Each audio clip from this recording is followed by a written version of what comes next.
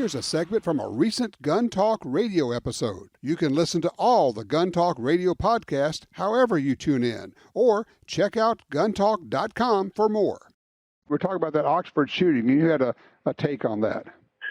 Well, yeah, I live about, a little less than 10 miles from where that happened. So that state senator that you were talking about, Rosemary Bayer, right? She's my state senator, unfortunately.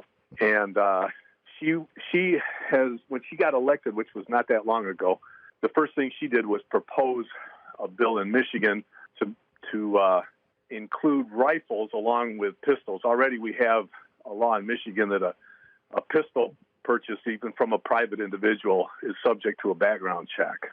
So she wanted to scratch off the word handgun and put in the word firearm on that law, which would make us a universal background check state. Now, so far, fortunately, there's enough Republicans in the legislature that hasn't gone anywhere. But she's a gun banner. She's a typical gun banner. She just came in with that in mind, huh? I mean, that's just who she is. It was immediate. Yeah, that proposal was as soon as she got elected. So wow. I wonder if she was funded by. I wonder if she got some of the Bloomberg money for running. That I don't know. I didn't try and check that. The Democrat people in our state legislature do get Bloomberg money, because there was one that was running at the same time as she was for the state representative in my area, and I ended up getting a solicitation call from her. Just a blind call calling registered voters, that kind of thing. And I engaged her in a pretty long discussion about gun control laws. Yeah. And I asked her about that, and she said she rustled some papers, and then she says, "Oh yeah, I am supported by, I think it was Moms Demand Action was the one that supported her." But her take on her argument about gun laws was her retort to me when I talked to her about the Bayer proposal was, "Well, how is that going to affect you? How is that bad for you?" So that was her take on it.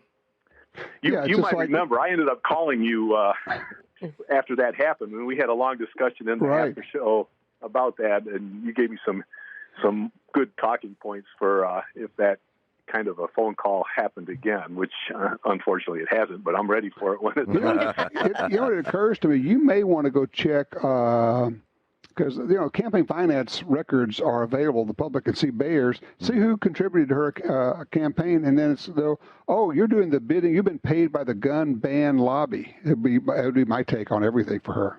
Yeah, that's a good idea. I'm definitely going to do that. Let me ask you a question, Dave. Local politics. You're right there local. I'm starting to get some trickling. Have you heard anything about this?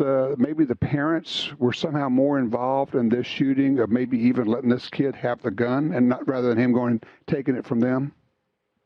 Yeah, there's a lot that's been kind of alluded to, and maybe you might even say leaked. You know how they, whenever there's a crime like this, they try and scrub all the social media from anything that the people had posted. Well, they weren't completely successful in doing that, and there were some postings that were made by this kid and their parent and his parents prior to this incident. And one of them was the kid showing off the handgun and saying, "This is my new Christmas present," and another one that was posted by the mother saying, mother-son time at the range. And I gather there were texts between them where they were more direct about, maybe you don't want to be doing this. I mean, we'll find out more. It'll all come out, but my guess is that the parents were much more involved in this, and that's why they were arrested and have been charged. This is not just a case of he stole the gun from them and got access to it. I think there's more involved here. I'm sure there is, and there's some that has come out in the media. Some text messages that went between the mother and the kid after the kid had gotten called into the office and for I think a teacher had seen him looking at his phone, looking for ammunition, and so he got called to the office. The parents didn't come down. This was 2 days before the shooting, and and the mother had texted him, "I'm not mad at you. Just have to learn not to get caught."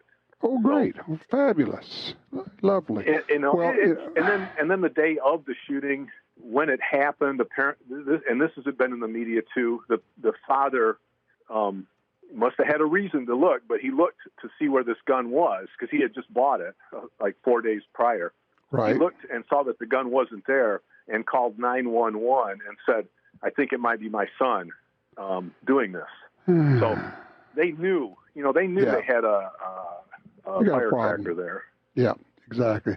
Look, I got to scoot here. I appreciate the call, sir, and I appreciate the intel from right there on the ground about your senator and also what's going on. Thanks, Dave. I appreciate that.